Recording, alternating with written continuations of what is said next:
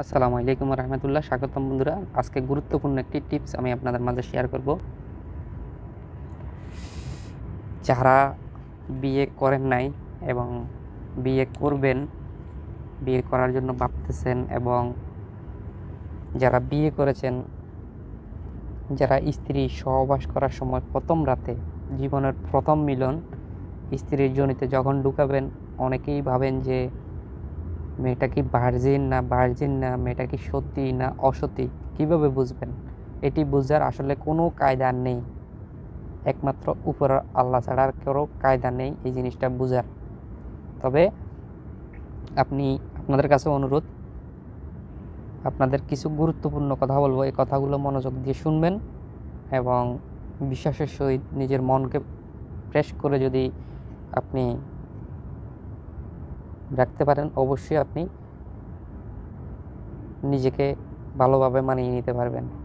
তবে মেয়েদের ক্ষেত্রে অনেক মেয়েই অনেক বেশি দৌড়াদৌড়ি বা অনেক বেশি লাফালাফি করে, অনেক বেশি দুষ্টামি করে, এই জন্য তাদের যোনিটার সামান্য পরিমাণ ছোট একটি পাতলা চামড়া, সামান্য পরিমাণ একটি চামড়া শুধু যোনির উপরে ভিতরের অংশে একটি পর্দার মতো হয়ে থাকে।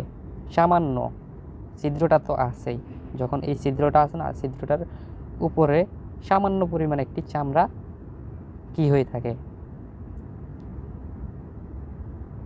একদম একটা আঁশের মতো থাকে। তো ওইটি হচ্ছে ভার্জিনি, ওইটি হচ্ছে সত্যি। এটা যারা মেয়েরা যদি ভিডিওটি শুনেন তারা অবশ্যই জানেন এটি সামান্য পরিমাণ বিষয়, এটি কারো কুদরত নেই ধরার জন্য। যারা অনেক বেশি একটু ফাইজলামি বা দুষ্টামি করে, গাছে উঠে সাইকেল চালায়, হুন্ডাতে বসে, বা একটি গাছে উঠছে বা একটি সিঁড়িতে উঠছে, পাটা অনেক বেশি ফাঁক হয়ে গেছে, ওই ক্ষেত্রে কিন্তু যোনিটা ফেটে যায়। তো এটি নিয়ে ঘাবড়ানোর কোনো প্রয়োজন নেই।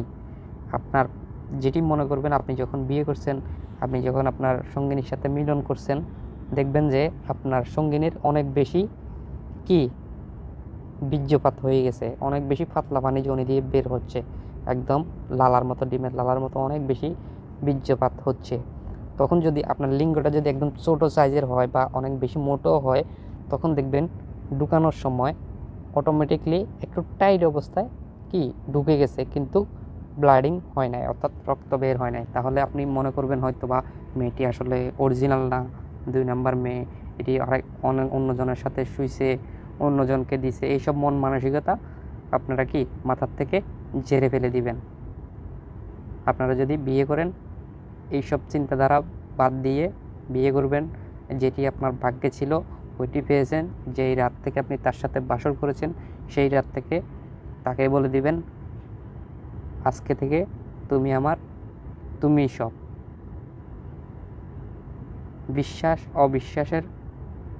বিশ্বাসের মর্যাদাটা আজকে থেকেই রাখবা। আগে কী হয়েছে না হয়েছে এত কিছু জানার শোনার এগুলা কোনো প্রয়োজন নেই।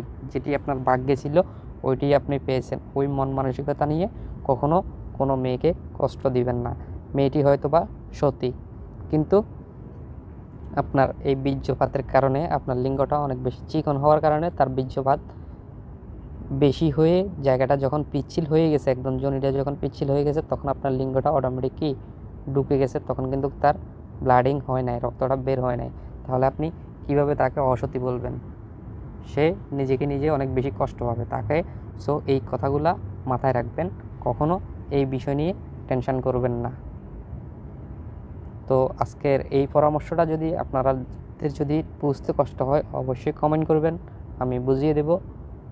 যারা বিয়ে করতে ভাবছেন এবং যারা স্ত্রীর প্রতি অনেক বেশি সন্দেহ করে রাখছেন, তাদের কাছে অনুরোধ করব, আপনারা আপনাদের সঙ্গিনীকে কখনোই সন্দেহ করবেন না, এবং সুন্দরভাবে ভালোবাসা দিলে সে আপনাকে সুন্দরভাবে আপনার সাথে জীবন কাটাবে।